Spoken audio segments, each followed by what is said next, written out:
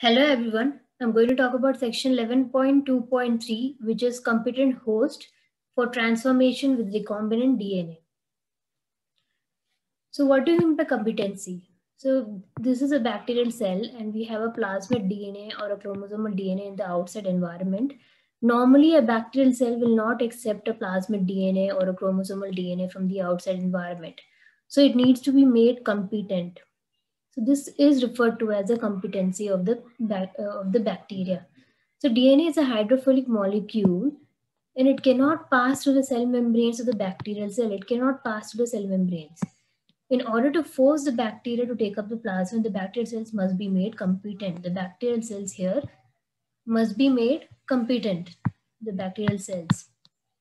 The competency is the ability of a cell to take up the foreign DNA. The ability of this particular cell to take up the foreign DNA is referred to as the competency. And competent cells are bacterial cells that can accept extra chromosomal DNA or plasmid. So here, in this here, we have the bacterial cell. It can accept either a plasmid DNA or an extra chromosomal DNA. That is referred to as a competency. Now, what are the types of methods to make the cells competent? We have chemical method, physical method, and disarmed pathogen. We'll look into each of them in detail. First, we have the chemical method. So, for example, if this is a plasmid DNA, in this case, we're discussing about plasmid DNA, and this is a bacterial cell, and they both have actually negative charge. DNA is negatively charged, as we know, and the cell membrane of the bacteria is also negatively charged because of the phosphate group. So they repel each other. DNA on the negative charge on the plasmid DNA as well as the negative charge on the membrane of the bacteria, they repel each other. So we need something referred to as a CaCl2, which is a chemical. It's a salt. So Ca2 plus ions, what they do is the Ca2 plus ions bind to the negative charge,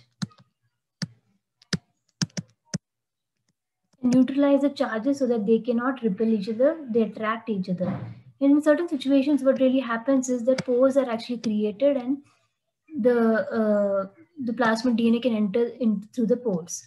Okay, so procedure is, in this, the bacterial cells are treated with divalent cations such as Ca2 plus, which creates pores in the cell wall. So it creates pores in the cell wall so that the DNA molecule, so this is a DNA molecule, can enter the bacterial cell.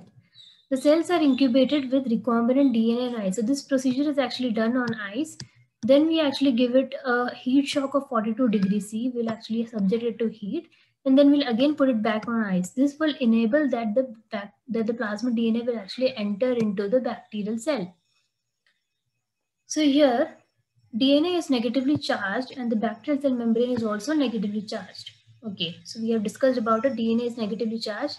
These yellow color parts are actually negative charge. They repel each other. So divalent cations such as Ca2 plus can neutralize the charges on both the membranes and the DNA. So divalent cations such as Ca2 plus that we're using here can neutralize the charge on the bacterial membrane as well as it can neutralize the charge on the plasmid DNA or a chromosomal DNA. So extra chromosomal DNA or a plasmid DNA will be forced to enter the cell by incubating the competent cells and the DNA together on ice, followed by a brief heat shock and then putting it back on ice. This enables the bacteria, so we have the bacteria will be able to take up the DNA. Now we look into the physical method. So microinjection is something which is actually done on animal cells. And gene gun or biolistics is something which is done on the plants.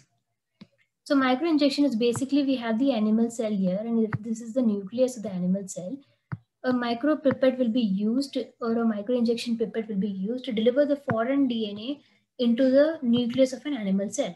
So that is microinjection. It is used to introduce foreign DNA into the host cell. In this method, the recombinant DNA is directly injected into the nucleus of the animal cell.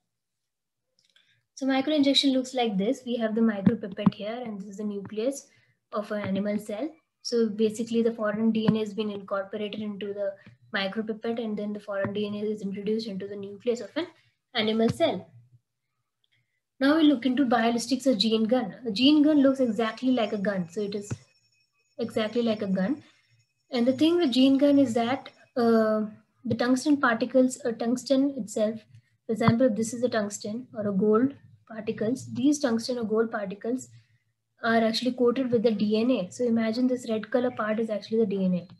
And then with high velocity, it is actually forced into the plant cells.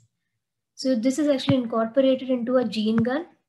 The tungsten particle coated with DNA is incorporated into a gene gun. And then this is exposed to a plant leaf or something. And then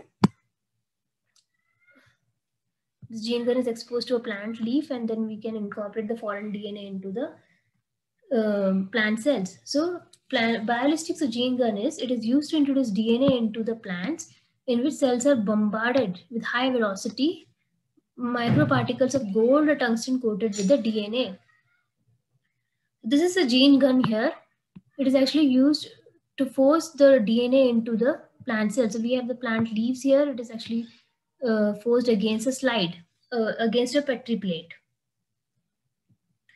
Now we'll talk about disarmed pathogen vectors.